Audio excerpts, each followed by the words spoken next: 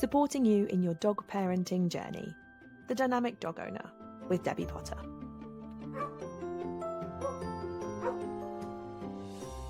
Hello and welcome to this week's episode of The Dynamic Dog Owner, the podcast designed to support you, the dog parent, in your dog parenting journey, because let's face it, dog parenting is tough.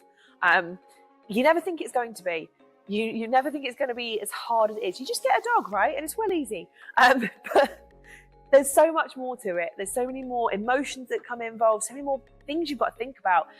So hopefully this podcast is, well, that's what its purpose is, helps you to untangle some of that weird, like, dog parenting guilt, emotion, confusion, knowing what's right, what's not right, and hopefully answer some of those questions that most dog trainers probably don't talk about as much as we do.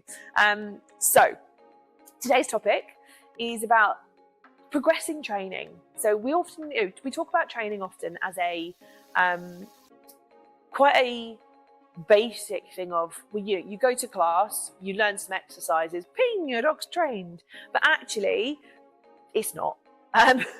It takes a long time. It takes a lot longer than most people think to actually successfully train a dog. And a lot of people will say to us, how long does it take to train a dog? And it's like, well, what's your end goal? Because that's kind of half the battle. Because your end goal might be very different to my end goal. And regardless of your end goal, training never ends, because your dog is always learning. Even when you've cracked the basics, they're still learning every minute of every day. For the rest of their years, they're always learning and developing something, because we're always teaching them something. We're always doing stuff that creates habits. We just don't often realize it. And it's often not until a habit actually becomes sort of set in stone and actually becomes a little bit of a problem, and you go, where did that come from? But we've actually been teaching it the whole time. So anyway, today's topic is about progressing training on how do we transfer training from your classic exercises in a class or in a controlled environment to the real world. Because let's face it, that's where we want it to happen, the real world. So doing everyday things with your dog. And again, this will look different to everybody because everybody has different expectations. Some people, literally, old-fashioned, talking about my age, but it is old-fashioned. You have a dog, you take it for a walk, you take it home again. You didn't, years ago, dogs didn't go places with you. They didn't go to the shops. You didn't let dogs in shops when I was a kid. That was never heard of. I didn't even let in pet shops, to be honest. You didn't take dogs to as many places as you can take dogs now. Whereas nowadays, so many places are dog friendly. You've got so many shops, you've got shopping centres, cafes, pubs, etc. I'm sure when I was a kid, you couldn't take dogs to as many places as you can now. Maybe I'm looking at that from adult versus child, or dog trainer versus not dog trainer point of view. I don't know, but tell me if you agree. I'm not sure. But I'm sure dogs couldn't go as many places. I always remember as a kid that dogs would have to wait outside. You sat outside with your dog. Maybe I'm imagining it. Maybe that's just what my family did. Who knows? But anyway, real world. Your real world looks different to somebody else's real world. So think real world as in everyday activities. So that might be just your walk. I'm not saying just, it's not that that's lowest importance, but it might be that that's all you need. For me, it's generally all I need. I don't take my dog, that sounds horrible. I don't take my dog to any places. Not that I don't want to, but it's just life. And I've talked about it on the podcast before. I've got a lot of logistics in my life. I've got kids, I've got 3 dogs. Taking 3 dogs into a pub is probably a bit much. And my brain works is I can't switch off from my dogs. If my dogs are with me, I am training. Whether it might be obvious, this is where, as we talk about training happens everywhere all the time. I'm always thinking, what are the dogs doing? What are they being reinforced for? What are they learning? So my brain never fully switches off from making sure that they are learning how to behave and how to act in this environment. And naturally, it can take up quite a lot of my attention. So my girls also need a lot of my attention because, as I've talked about in the podcast before, they're neurodivergent. They like my attention. They sometimes need a bit more support. And if I've got the dogs with me, I can't split my attention in two ways, quite simply. I am not Wonder Woman. I can't do it. So often, not always, but sometimes if I'm going out as a family, it's easier to leave the dogs at home. And there's nothing wrong with that. And this is why I say your real world training might look very different to my real world training. So what do you want your real world to look like? It could be just you're going on a walk and you want your dog to be good walking in lots of different places. So you want them to be fine with livestock. You want them to be fine walking down high streets. You want them to be fine walking by traffic, walking in woodland, by rivers. That is real world. Your real world also might look like pubs, cafes, train journeys, bus trips, taking them around shops, days out, theme parks. Yes, you can do a dog-friendly theme park. Actually, I don't know if they're still dog-friendly. That's sparked me thought. Rem's, so I've got 3 dogs, as you know, if you listened to the podcast before. Rem is my dog that I can pretty much take anywhere, because he had massive separation and attachment issues when he was a puppy, and I had to take him everywhere with me. So he came to a lot more places than I would ever normally take a dog. I always think, was this what made him happy? Round everything? Is it just his nature? I don't know. But he's always come loads of places. As he's got older, he doesn't need to come as many places because he can be left home. But I actually think him having separation anxiety and coming to lots of places has made him a bit more bomb-proof than the others. So he has been to a doggy theme park. Well, I say doggy theme park. It was a dog-friendly theme park. He was probably about 5 months old. Didn't bat an eyelid. All the rides, the pistons, the whooshing, didn't care less. The only thing he didn't like was me going on a ride because he was left without me. And that's what he doesn't like. So, your real world, as I was saying, might look really different to somebody else's. And that's why there's absolutely it's different depending on what you want to class your real world as.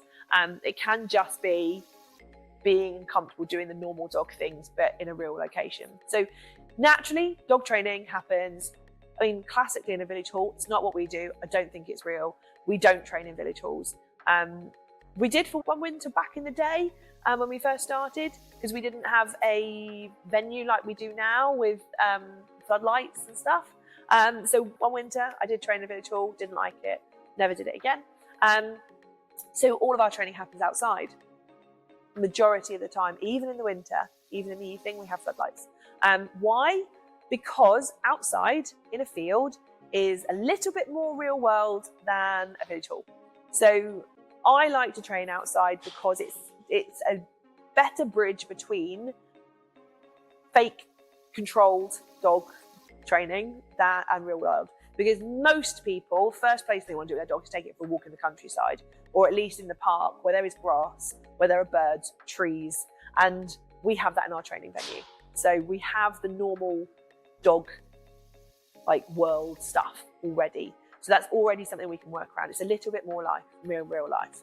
But of course, it's still a controlled setting. There's a fence around it. Everyone's on a lead. Everyone's trying to work on the same stuff as you are. So it is still controlled, but it's a little bit more real. So then how do we take it from the training venue to real world? First of all, let's not undermine or undervalue how important training in a class environment is, because it mimics real world. Now, in the real world, everybody's doing their own thing. You can't control what anyone else does. So it means you are going to have other dogs barking and lunging at you, potentially. You might have kids running around, running right past you.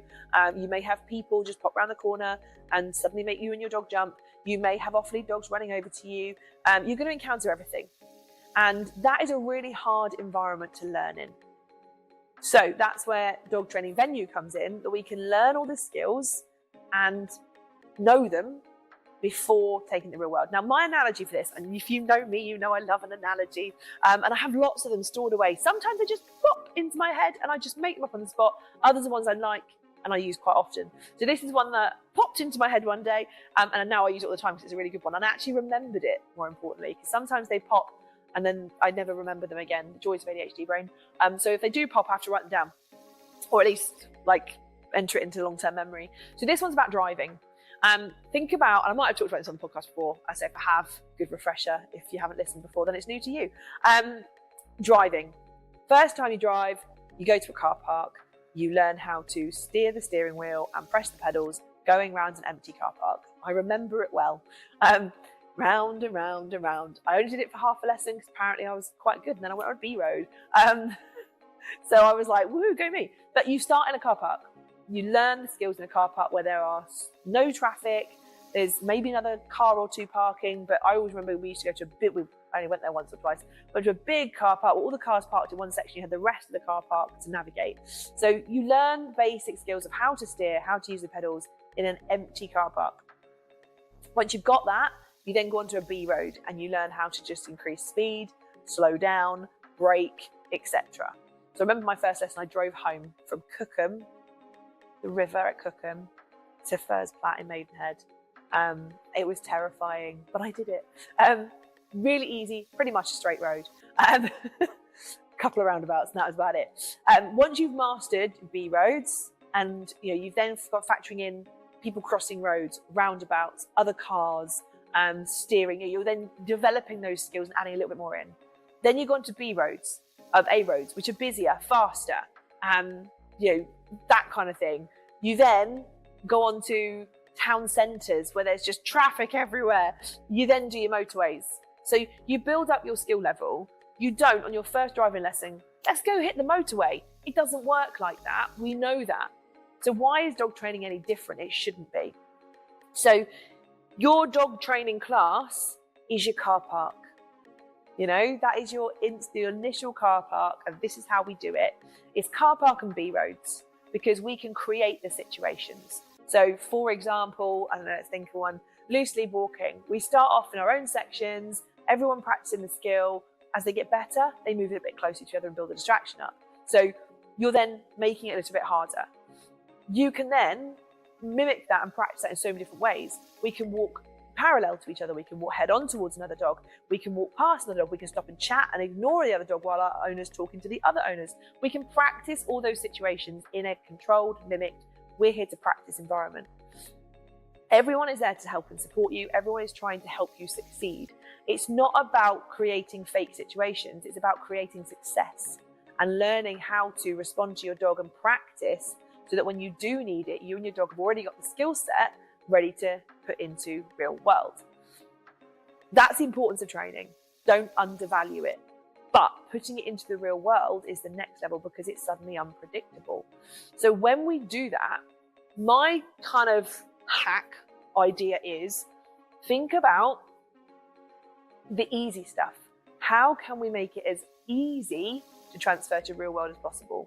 So for example, you wouldn't go, let's go to the town centre and hope it works if your dog, for example, is people reactive. They are scared of people and they bark and lunge at people. Let's take them to the busiest place ever with loads of people walking around with shopping bags and people popping in and out shops, all unpredictable, all crazy. It's not going to work. So instead, what we would do is go, right, where are there people, a little bit unpredictable, but we've got loads of space and there's only one or two of them. So for example, local park. There's a local park near us that has a pathway through it. People walk kids to school across the pathway in one corner. There's a preschool, a village hall, and there's a park. But the park is big enough that you can be the other side of it. So you can see all these things happening, but you can be far enough away not to worry. And that is our first level. So think of it as I think of it like a board game, not a board, like a computer game where you've got levels. So anyone who plays computer games, I don't, but I still use this analogy. You've got level 1, level 2, level 3. I used to play them when I was a kid. Crash Bandicoot, that was my favourite. Haven't played that for years. It's probably the only game I had, but I loved it. But level 5 has got the skills that you need that you learn in level 1. Each level, you get a new skill, new level of difficulty. If you haven't started from level 1, you're not going to be able to do level 10. If you crash out and usually lives, you go back to level 1, but you whiz through the levels really, really quickly because you've already done it and you know the skill, you know the hacks. Yeah, that's what dog training's like. So you go to your level 1, or the dog training venue is level 1. Level 2 is big open space, and I'm using people reactivity because it's just an easy one to use, and it's the first one that popped into my head. You've got people moving around, but they're far away. They are not interested in you because they're about their own business, and they're predictable. And this is the main thing, they are predictable. I know as a dog trainer, or as just a person, who's going to be moving where. And that's why I use this particular venue first, because people are predictable. We can then predict where they're going to go, what they're going to do. So we know that they're going to appear, they're going to walk, they're going to disappear. Game over. Dog can chill for a sec. They're going to appear, they're going to go walk over there, they're going to disappear. So we've got a little bit of like difficult, oh, there's someone appeared, let me work through my emotions, I can deal with this. Oh, now they've gone, let me relax. And we can repeat that. Oh, look, they might have pinged out from over there, and they go a different direction. So it's nice and easy for the dog. Level 2, we then do the same venue, the same place, because the dog goes, oh, it's safe here, I like it here, but we move a bit closer. Or we go at a busier time when there's a few more people around. Then you've got the next level. Okay, we can do it here. Why don't we, from this safe area, where we've met some people, we've seen some people, we've seen it all happen, we could go into the road adjacent to the housing estate next to the park, where it's a nice wide road. It's quite quiet. We can build, and there's times when it's really quiet, there's times when it's a bit busier, when people are like high traffic, walking to schools and stuff. People are predictable, we know where they're going, so we can work on it. We know where the areas are, there's more space, we can create more space. So you've got your level 2, your level 3. When we've cracked it there, okay, let's go to a new park. So let's see if we can do level 2 behaviour in a new place. We then gradually just keep upping the levels. So then you could go to, for example, a car park. Tesco car park is great because people, again, are really predictable, but there's a lot more of them. There's more factors. There's traffic, there's trolleys, there's more people, but none of them are interested in what you're doing because they're all busy about the business. Then you've got like the small parade of shops in another town that you could go to, or another village or whatever. You're gradually factoring in more and more and more and more. Where the people are really predictable, in like, for example, local parade of shops, people are coming in and out. So they might come at you from the side, might come at you from the left. There's more of them, but it's still only 6 shops. So it's not going to be too tricky. And gradually we just keep building up these skills and upping the levels. That's how we transition into real world training. It's not a case of, right, I've done this training in the training field, let me go town centre, busy, and just see if they can do it. Because the likelihood there isn't. Now, obviously some dogs can. I'm not saying this is every dog, but some dogs need a slower approach. And it's then about also thinking about what you do before, after, and during. So the actual training session doesn't need to be very long. 2 or 3 minutes, 5 minutes, drive there, do it for minutes, get in the car and go home again. Doesn't have to be an hour walking around shops, because that's when stress levels will start to come into effect. If our dogs have had a stressful day the day before, we don't do it, because we know that they're likely to be more heightened and more sensitive. And it kind of goes back to a couple of podcasts previous where I talked about my first dog with, I was going to call him Leo then, bless. Leo died like 7 years ago. He gets called Leo all the time. Ridiculous. Fred, I say 7, gosh, it was way more than that. It was about 10 years ago now. 9. So Fred, I didn't take him for a walk from our new house straight away because I knew his stress levels were so through the roof that it would not be successful. So I waited a month, 3 weeks, and then I took him, because I waited for all the stress levels to dissipate. And again, that's the same as what you guys can do. If you're doing real world training, if you know they've had a stressful day, don't go and do the hard stuff. Do it on a day when they've had a good, easy couple of days, so their stress levels are quite low. They can tolerate having to work a little bit harder. And then the main thing is giving them time off again. So just because we can then go, right, I've done it in this really big, 6 row of shops, brilliant, I'm gonna do that every day. The 3rd day, it's gonna fall apart. So we do it once, we have 2 or 3 days where we don't do it, and we go and have nice, calm, quiet walks. We don't do it again. And just because we can get to level 3, it doesn't mean we don't go back to level 1. So just because your dog has and can walk through the town centre one time, it doesn't mean we have to do that all the time. We can then go back to level 1, because again, think of it like, I've got to this level, computer crashed, I've got to go back to level 1. I'm rebuilding those skills again. So just because you can get somewhere doesn't mean you have to stick at that level. So it's all very varied. Real world training is it can be quite clinical, like I've just described, but it's a nice way of knowing how to progress it. But also, we talked about it previously, a couple of episodes ago, our emotions for real world training have a huge part to play, because naturally we're out in the public. You think people are judging you. You think people are concerned about what you're up to. You feel self-conscious. etc. 90% of the time, people don't give a monkey's what you're doing. And I think we logically know that, but doesn't help us overthink. So doing real world with someone to support you is key. And that's why we do real world group training sessions, because it's so much easier if you've got a buddy. If you've got someone there, for example, your trainer saying, oh, look, there's a person coming up. Like, for example, we've got a dog that comes on our real world training who is very wary of men. We're like, man to the left, man to the right, there's a man coming. So you've got someone else spotting out for you and going, there's something coming up, just in case you haven't spotted it. And that can help because you've got a wingman. You've got somebody there helping and supporting you, knowing what you need and providing help and support and guidance. If they go, right, this situation, I don't know if you've seen, what you could do is this. You've then got someone guiding you through it in the moment, helping you succeed, watching, being aware of the surroundings, watching you and your dog from an outside perspective, seeing things you might not have, but also helping you. Because naturally in the moment, we panic a little bit. We go, oh gosh, I don't know if this is going to go well. Yes, it is. Take it chill. We'll do this first. We'll think about it, and then we'll do this. And you've got someone helping and supporting you. So real world training is something that you really, really want to do, but you just don't know how. Look for a trainer that offers group or one-to-one real world training. So we do a fortnightly real world club.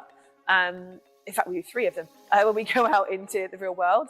Loads of different places, train journeys, shops, cafes, pubs, parks. We do it all. But we also do a half-day real world where we do 3 hours intense doing stuff in the real world. So there's loads of different options. And I'm sure there's a train, if you're not near locally to us, or you could travel down or up for the half-day one. But if you're not local to us, have a look and see if there's someone near you that does the same, because then you've got that person helping and supporting you. So there's quite a specific way you can sort of make the difficulty rating, the level of your dog training harder, but also having that emotional support and that guidance while you're actually doing it can be incredibly helpful too. And that doesn't have to be, you don't have to pay a trainer to do that. It could just be making sure you've got a family member or a friend coming with you.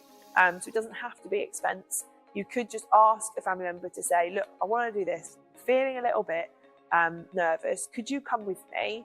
Just because I feel a little bit more relaxed.